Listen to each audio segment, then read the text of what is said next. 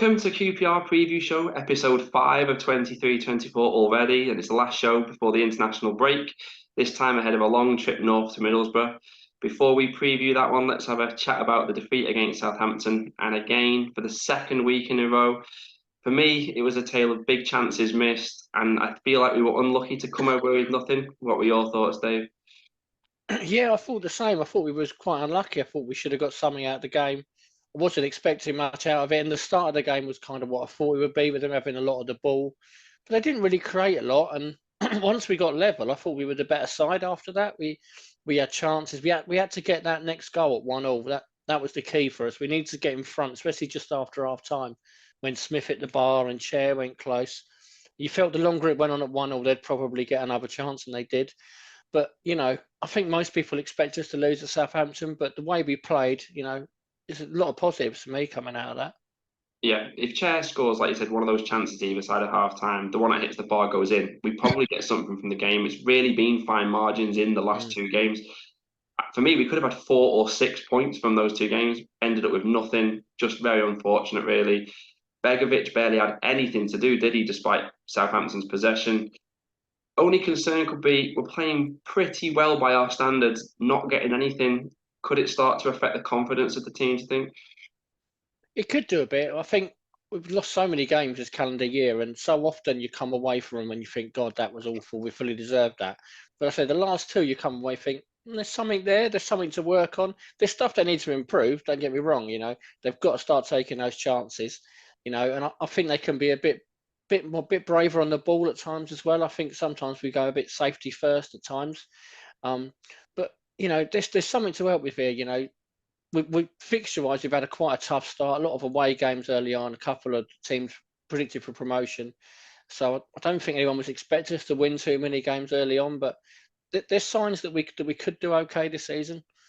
Yeah, maybe not as well as Ainsworth suggested the other day when he said playoffs, but we could do okay. I know he was so positive, wasn't he, after the match? He almost sounded like he was a target in the top 2 or something. He's like, yeah, going not to going to achieve get that. things, but it does, touch wood, fingers crossed, feel like we're maybe not going to be touching the bottom 3 again. But his famous last words, because it is early days, but they're doing a new system, aren't they? We basically wasted the whole of pre-season when you look back at it now, because we're playing a completely different system with different players. So the things to work on, like you just said, definitely I agree with you when you say they need more belief on the ball. That's a key thing, because gets a little bit panicky at times because we've not had it for so long, and then it's a bit rash. But that'll probably come with confidence and them playing with the system more. But generally, as we've both just been saying, there's a lot of positives for us to take into the weekend's match against Middlesbrough. Let's have a look ahead to that one now. When the fixtures came out, we probably thought it was going to be a match against the team up at the top of the table, didn't we? But much like last season, they're having a very poor start to the season, early season struggles, actually below QPR, which is rare for us to be playing somebody below us. When was the last time that happened? And they've only got 1 point from the opening 4 games. What do you think is going wrong for them so far? Yeah, they seem to have quite a lot of new players there, and they're trying to bed everything in. I thought they'd do a lot better than they have so far. Like Carrick's got a way of playing. They play a lot of like passing football, and they were very attacking last year. But towards the end of the season, they kind of drifted a little bit, didn't they? And I didn't think they were very good in the actual playoffs in the end. But I think it's just a matter of time with them. I think they're starting slowly, but I think they're one of them teams that'll get better as the season goes on. The transfer window's still open, so you don't know if they might add a few more before. But it's probably a good time to play them while they're on this bad run. Try and get out while their confidence is a bit low. But I think they'll get better as the season progresses. Yeah, you touched on one of the things I wanted to say. Was they were in an awkward position, weren't they, at the end of the last season, where they were already in the playoffs, so they kind of lost all their form and momentum going into them. They had nothing to play for a few games, and that then didn't help them in the playoffs.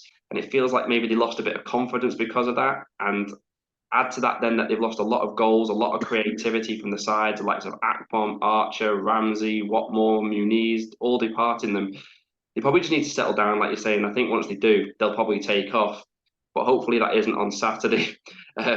We've spoken about their poor start. Do you think that failing to win their first 2 home games, a few at the end of last season as well, it's been a while since they actually won at home, their fans are going to be demanding 3 points, aren't they?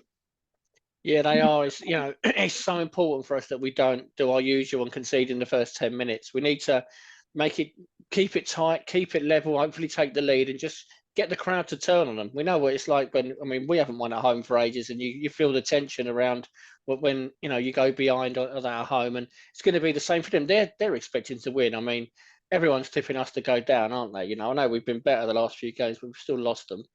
They'll expect to win.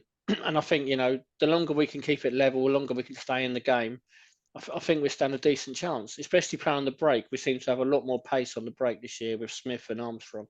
Yeah, do you know what? I think because of the pre-season previews everyone was doing, ourselves included, where we thought QPR were going to struggle, I think everyone's seeing QPR on the fixture list and thinking it's in a win. You could tell that with Southampton last week. I think some of them were surprised by how decent we played.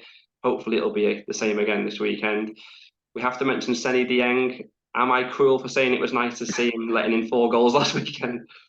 Yeah, it's nice to see him striking, wasn't it? But no, he was good for us, wasn't he? And I do kind of miss him. I thought Begovic could have done better with the first goal at the weekend. But the thing with Dieng is, which we saw last year, he likes a parry, doesn't he? If you have a long range shot, you want to follow it up when we're attacking at the weekend, because he does parry him, and we conceded a lot of goals last year from that, little tap-ins after he didn't clear the ball properly. So it's something that they could look at weekend. Yeah, I'm sure if we can get ahead, we'll have a few like Seny, what's the score chance, won't we? That'd be nice to be able to sing along to them. Let's move on to QPR then. It's been a tough run of fixtures in August, like you touched on. Still feels quite hard to judge where we are overall, doesn't it? Yeah, it does really. It feels like our first 11, like the 11 that started last week, is decent. We've still got Clark Salter and Willock to come back in. But it's beneath that, it still looks pretty weak. And, it's hard to tell, if we can keep this squad fit for the majority of the season, I think we'll do okay. I still think we'll probably be bottom half of the table, but I'm a bit more optimistic than I was a few weeks ago. But I do think we still need to strengthen this week. I know we've got financial issues with that, but for me, we've still got a lack of goals in the team. I know Dykes is still to come back, but he's not a prolific goal scorer either. I just don't seem to have enough goals in the team. I think that's my concern with them. Do you think they'll make any moves in the final few days of the transfer window, or do you think their hands are tied unless someone goes? And if someone goes, who could that even be? Yeah, I think they'll probably try. Their hope, I suppose, would be that Premier League teams are just looking to get people out of their squads. They might be able to get a cheap loan through.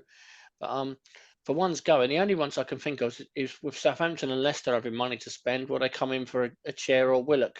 You look at them on paper, their numbers are really good. The Chair's always got lots of assists. They could be ones to go. But I think this late in the winter will be a bit of a disaster for us to lose Chair, because you haven't got long to replace them. Although we need the money, you don't really want to lose them at this point. Yeah, if they were going to go, it would have been better if they'd gone 2 months ago, wouldn't it? In Yeah. June, it would be a nightmare. The one player I don't want us to lose is Chair, because I just really like watching him play.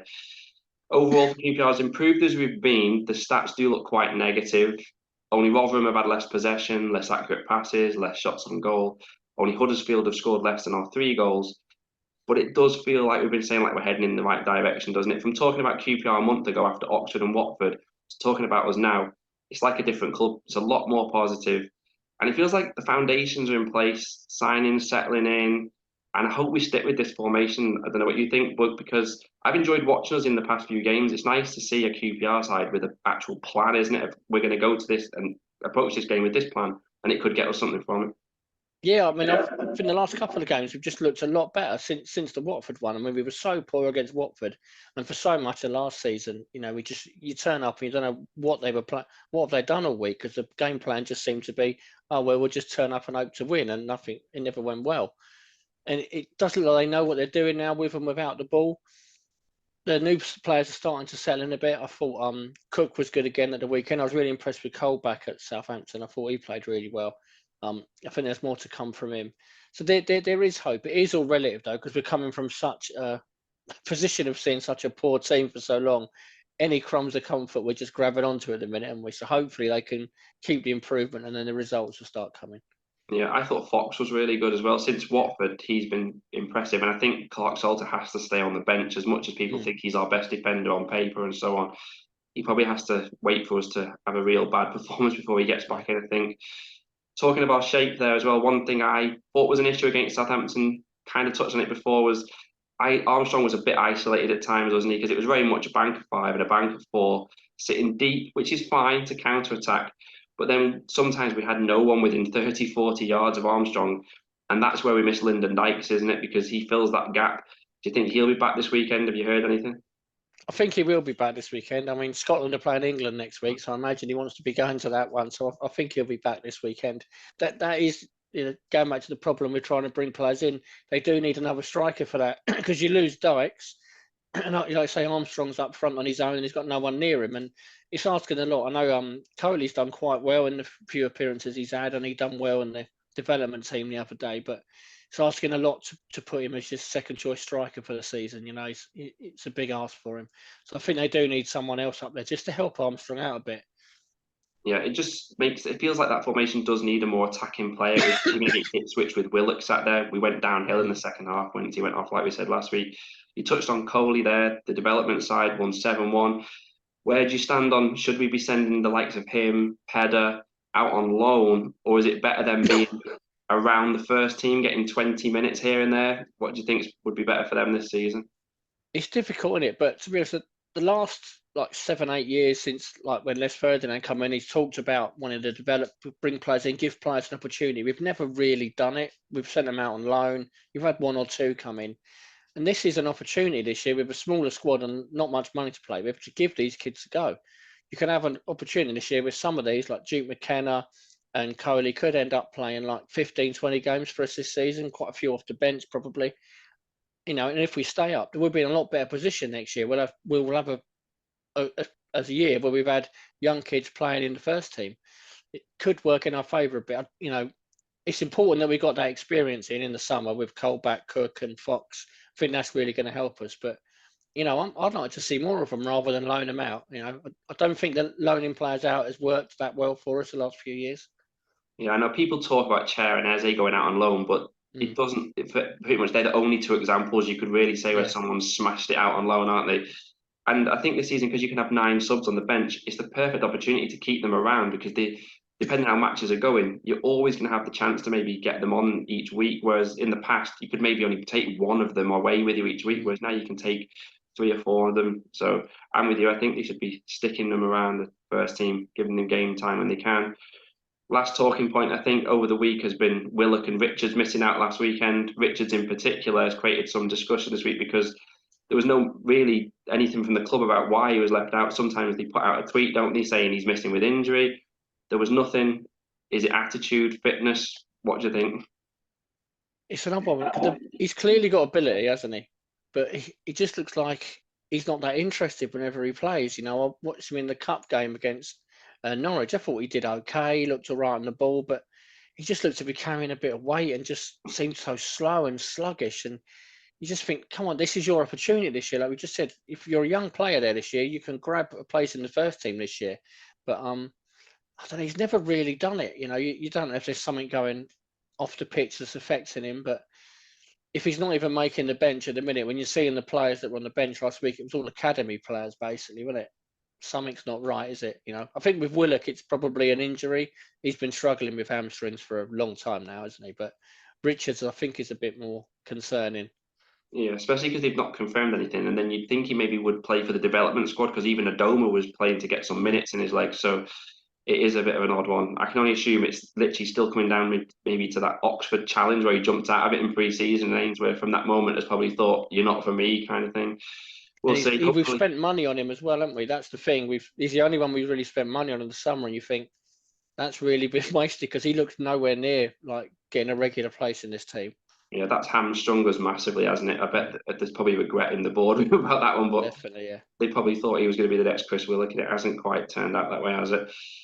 Prediction time then, Middlesbrough. Are we heading into the international break happy, do you think? Hopefully. I fancy a draw weekend. I think it'll be one of them games where Middlesbrough will be a bit nervous and won't want to lose, and same with us, really. I think we'll try and take advantage of that, but I'll be happy if we get a point up there. I think that'd be a good result. Yeah, I think you'd said it before. I think we could be playing them at a good time. I keep getting told as well my stats are too negative, which I can't really help because the team really dictate the stats and the results. But because of that, I'm going positive this week and I'm backing us for a win. I do think we played well in the last 2 games. Said it at the start, it's been fine margins. And if we can play with as much of a plan and as well as we've done in those last two games, maybe get some of the luck that's deserted us in those last two games, I think we could get a win in this one. Fingers crossed, it would be good to go into the international break on the back of a win. Thank you for watching as always, liking, subscribing, all the things you do for us. Thank you very much. We'll be back in a fortnight after the break as the matches come thick and fast. Straight away, we'll face Sunderland and Swansea. We'll see you again then, and come on, you R's. We know who we are. You know who we are. We are QPR.